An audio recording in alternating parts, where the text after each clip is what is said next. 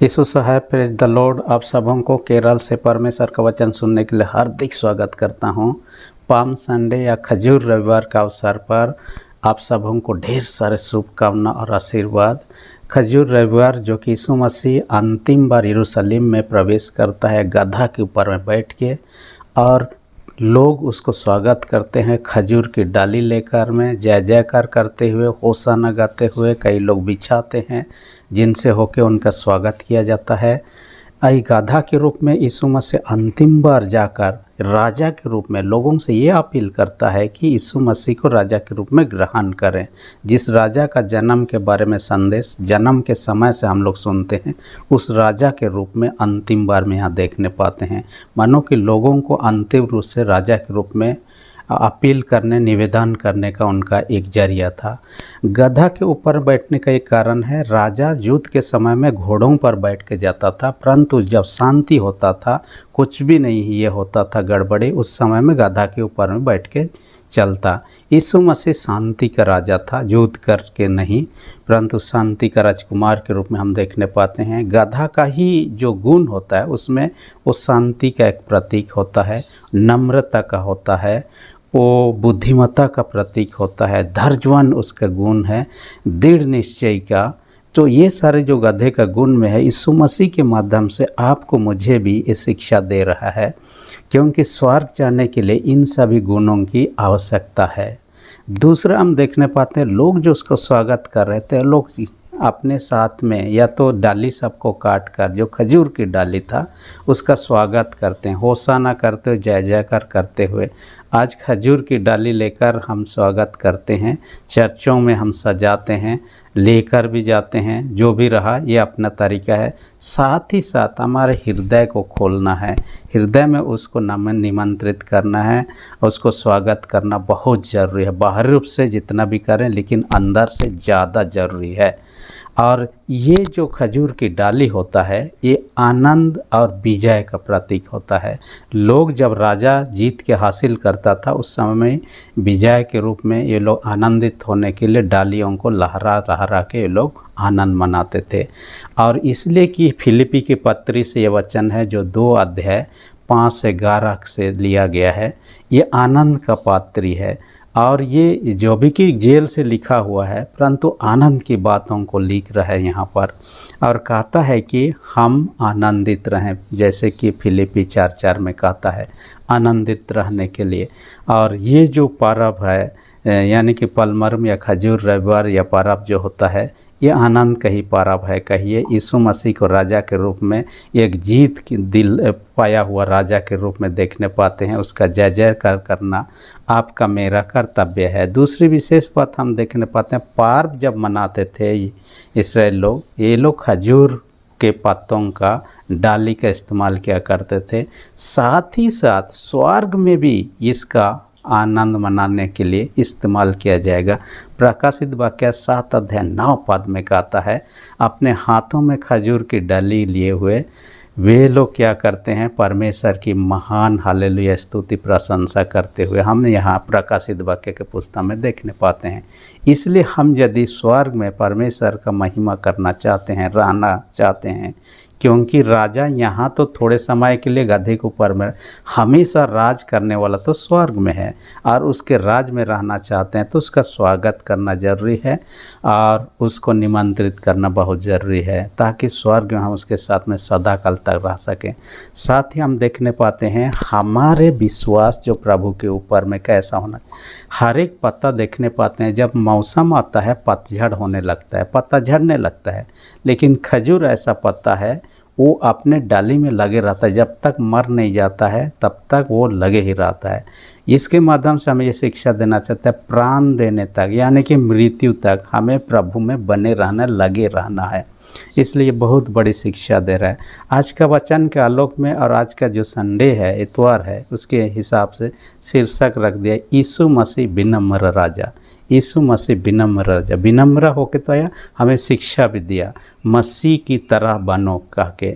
या तो मसीह एक रोल मॉडल के रूप में, एक आदर्श के रूप में हमारा उसका अनुकरण करना है। जैसे कोई यदि स्टार होता है, फुटबॉल खिलाड़ी होता है, लोग जो उसका रोल मॉडल के रूप में अपना लेते हैं, उसके जैसे हेयर स्टाइल बनाते हैं, उसके जैसे पहनते हैं, उसके जैसे बात करते हैं, वैसे ही यीशु मसीह हमारे मसीह विश्वासियों के लिए आदर्श है और उसका अनुकरण करने की ज़रूरत है।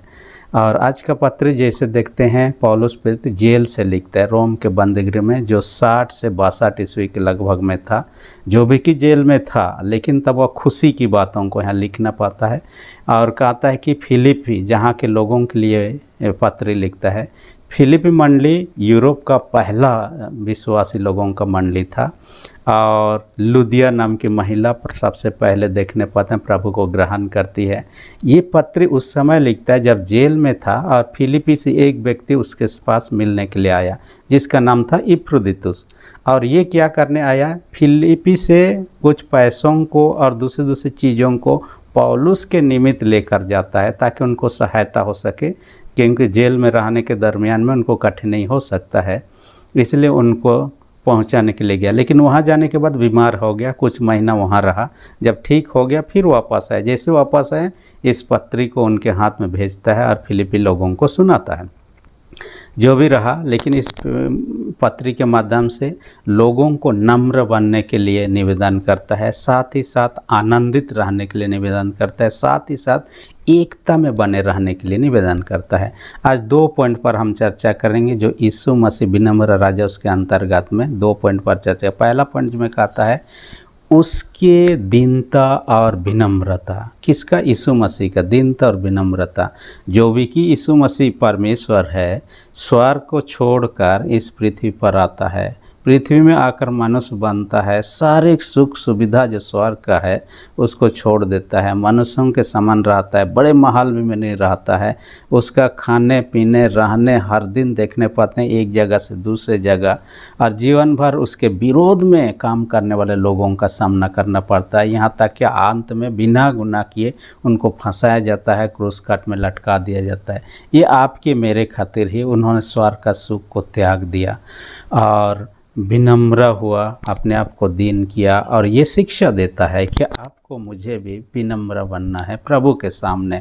यूहन्ना बपतिस्मादाता के बारे में हम जानते हैं, वो अपने आप को इतना दीन नम्र किया। लोग बोलते हैं कि या तो आने वाला मसीह है, यानी लोगों को बचाने वाला तू ही है। वो क्या कहता है, मैं तो उसके सामने कुछ भी नहीं। उसका जूती का जो बंद नहीं होता है, बंद खोला जाता है, जब बंधा जाता है, उसको खोलने के योग्य नहीं हो पाता है। लेकिन यीशु उसका प्रशंसा करता है, जितने स्त्रियों में से जन्मे उनमें यूहन्ना बपतिस्मादाता से बढ़कर कोई नहीं है, ऐसा कहता है। उसके प्रशंसा, वो दीन हुआ इस कारण से उसके प्रशंसा करता है। यीशु मसीह स्वयं ही ये उदाहरण अपने जीवन काल में दिया, चेलों का पैर धोया और नम्रता विनम्रता का उन्होंने उदाहरण दिया। और आपको मुझे भी परमेश्वर का अनुग्रह को ग्रहण करना है तो दीन होना, खाली होना, अपने आप को शून्य कर दिया। यहाँ कहता है क्या क्या शून्य कर दिया। जब हमें किसी से यदि कुछ लेना है, यदि गिलास में पहले से पानी भरा हो, कुछ भरा हो, हम यदि उससे दूध लेना हो, शहद लेना हो, पहले हमें खाली करना होगा। या बकेट हो, जो चीज़ में हम लेना चाहते हैं, पहले खाली ना कर तो नहीं ले सकते हैं। वैसे ही अपने आप को जब तक शून्य नहीं करेंगे, प्रभु का अनुग्रह हमारे जीवन में नहीं आने वाला। पहले समय में क्या होता था, लोग घरों का दरवाज़ा को नीचे रखा करते थे। घुसने और निकलने समय लोगों को झुक के ही अंदर घुसना पड़ता था, झुक के ही निकलना होता था। यदि झुक के ना जी गए, झुक के ना निकले तो क्या करेगा, वो घुस नहीं सकता है, मुंडी में लगेगा, घाव हो सकता है। इसलिए झुकना दीनता का प्रतीक था। यदि घर में घुसना है जैसे झुक के होना होता है, वैसे स्वर्ग में घुसना है, जाना है, तो आपको मुझे नीचे झुकने की ज़रूरत है, दीनता नम्रता की और ज़रूरत है। देखिए, एक उदाहरण कहा जाता है कि जल को देखिए, पानी को हमेशा नीचे जिधर होता है उधर ही बहता है, ऊपर नहीं जाता है। वैसे ही परमेश्वर का अनुग्रह दीन नम्र लोगों के तरफ ही बहता है, कहता है। और इस कारण से आपको मुझे ऐसा होना है। प्रभु यीशु मसीह का और एक उदाहरण देखिए, वो परमेश्वर का पुत्र होने के बावजूद भी घुटने टेक कर हर दिन प्रार्थना करता था और कभी कभी रात भर प्रार्थना करता था। ये दीनता का प्रतीक है। प्रभु के सामने, परमेश्वर के सामने, राजा के सामने लोगों को दीनता, नम्रता होना बहुत ज़रूरी है। वो ऐसे ही परमेश्वर के सामने उसको, आपने सुना होगा यीशु का एक शिष्य थॉमस जो भारत आया हुआ था, उसका कब्र जो चेन्नई में है, मरने से पहले जिस गुफा में रहा करता था, उस गुफा को कभी आपको देखने का मौका मिलेगा तब देखिएगा, जहाँ अंदर में, गुफा के अंदर में वो हर दिन प्रार्थना करता था घुटना टेक कर। इतना प्रार्थना करता था कि जहाँ वो घुटना टेकता था वो चिन्ह हो गया है। और लोगों का ये कहना है कि उसके घुटना टेक टेक के अभी भी उसका फ़ोटो सब आप ले सकते हैं, देख सकते हैं कैसे, कहाँ पर रहता था और कैसे घुटना टेकता था, यानी परमेश्वर के सामने दिन। इसलिए बाइबल भी कहता है, याकूब 4:10 में कहता है, परमेश्वर के सामने दीन बनो तो तुम्हें शिरोमणि बनाएगा, कहता है। मत्ती 5:3 में कहता है, जो दीन और नम्र है उनके लिए स्वर्ग की प्रतिज्ञा किया हुआ है। हम दूसरा पॉइंट पर चर्चा करेंगे। दूसरा पॉइंट कहता है उसकी आज्ञाकारिता, किसकी? यीशु मसीह की आज्ञाकारिता है। यहाँ तो दीनता, नम्रता का हम चर्चा किए, अभी आज्ञाकारिता। जैसे यीशु मसीह आज्ञाकारिता कैसे हुआ हम देखते आते हैं। ईश्वर की जो कुछ भी आज्ञा है बाइबल में लिखा, सारे चीज़ों को उन्होंने पूरा किया, व्यवस्था की बातों को उन्होंने पूरा किया। इस कारण से देखिए, परमेश्वर पिता ने जो आदेश दिया सारे चीज़ों को पूरा किया। यूहन्ना 3 उसका 15 में हम देखने पाते हैं कि उसका इच्छा क्या है, परमेश्वर के इच्छा को पूरा करना है, आज्ञा को पूरा करना है। इसलिए आपसे, मुझसे भी चाहता है कि हम भी आज्ञाकारी बने, इसके बिना स्वर्ग राज्य की प्राप्ति भी नहीं। मत्ती 7:21 में कहता है, जो है प्रभु कहते हैं, उनसे हर एक कोई स्वर्ग को नहीं जाएंगे, वही जो मेरे स्वर्गीय पिता की इच्छा पर चलता है। इस कारण से यीशु मसीह आज्ञाकारी हुआ, इसलिए क्रूस के ऊपर से उन्होंने उसका 6वां क्रूस पानी किया था, पूरा हुआ। यानी कि न केवल उद्धार का काम को उन्होंने पूरा किया, व्यवस्था में लिखी उसके लिए जो कुछ भी करना था उन्होंने सब चीज़ पूरा किया। और ये आज्ञाकारिता बहुत ज़रूरी है। व्यवहारिक जीवन भी हम देखते हैं आज्ञाकारिता कितना। कोई यदि सेना में जाता है, भर्ती होता है देश के फौज में, तो उसको अधिकारी का बातों को मानना ही होता है। अधिकारी बातों को ना माने तो उसको दंडित होना पड़ता है। राजाउरी समय में ऐसे ही, राजा का आदेश यदि ना मानना हो उस व्यक्ति का तो खैर नहीं है, यहाँ तक कि मौत की सज़ा उसको मिल सकता है। वैसे ही यीशु मसीह एक राजा के रूप में जब अपनाते हैं, उसके आज्ञाकारी होना बहुत ज़रूरी है। हम जब डॉक्टर के पास जाते हैं, डॉक्टर हमें कहता है कि इस दवाई को सुबह करना है, शाम करना है, ऐसा रहना है। यदि हम उसके बातों को ना माने तब क्या होगा, आप समझ सकते हैं। बचपन में मैं सोचा करता था, दवाई 1 सप्ताह का इतना भार भर के दे देता था, क्यों ना एक ही दिन में खा लिया जाए और एक ही दिन में सब चीज़ ठीक हो जाए। मेरे जैसे हो सकता है कई लोगों का सोच विचार था, हालांकि बड़े होने के बाद में सोच बदल गया। और जैसा उसका आदेश अनुसार आप ना खाएं, एक ही बार आप खा लें तो उसका परिणाम भयानक होगा। आप ठीक होने के बजाय मरने तरफ बढ़ सकते हैं। वैसा ही है, हमें प्रभु का आज्ञाकारी होना बहुत ज़रूरी है। जैसे यीशु अपने स्वर्गीय पिता का आज्ञाकारी बना, वैसे ही हमें आज्ञाकारी, अपने सांसारिक माता पिता का भी आज्ञाकारी बना, स्वर्गीय पिता का भी आज्ञाकारी बनना है। और आज्ञाकारी बनने के द्वारा से प्रभु का दया को हम प्राप्त कर सकते हैं। इसलिए कि प्रभु जो राजा है, राजा का अनाज्ञाकारी होना मृत्यु का दंड है, वैसे ही प्रभु जो यीशु मसीह जो राजा के रूप में देखने पाते, स्वर्ग में हमेशा राजा बनकर रहेगा। उसके राज में रहना है तो आज्ञाकारी बने रहना है। इसलिए आइए उसके जीवन से हम सीखें दीनता, नम्रता होकर जीवन व्यतीत करना। साथ ही साथ में कहता है कि आज्ञाकारी बने रहना। कई लोग जो उसको नहीं मानते हैं, उसके सामने नहीं झुकते हैं, उसको राजा के रूप में इनकार करते हैं, वे लोग भी एक दिन मानेंगे। 11 में कहता है, जो जीव अभी अंगीकार नहीं कर रहे प्रभु कह के, लेकिन एक दिन समय आएगा उनको अंगीकार करना ही पड़ेगा, मानना ही पड़ेगा।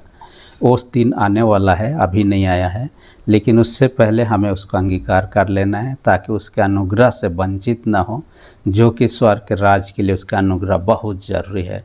परमेश्वर ऐसा करने में आपके हमारी सहायता अगुवाई करे। आमीन। हम प्रार्थना सेनाओं के जीत पिता धन्यवाद देते हैं। आज का जो वचन है उसके अनुसार हर एक को सुनने वालों को अधिक से आशीष प्रदान कर। जितने लोग पिता परमेश्वर बीमार है तेरे हाथ में रखते हैं, यीशु के नाम से उनको चंगाई दे। जिनका विश्वास कमज़ोर है उनका विश्वास को भी दृढ़ और मजबूत कर। प्रार्थना यीशु के नाम से मांगते हैं। आमीन। यदि अब तक आपने मेरे चैनल को सब्सक्राइब नहीं किया, इसी घड़ी सब्सक्राइब कर दीजिए। वीडियो अच्छा लगे तो लाइक बटन को भी दबा दीजिए। धन्यवाद।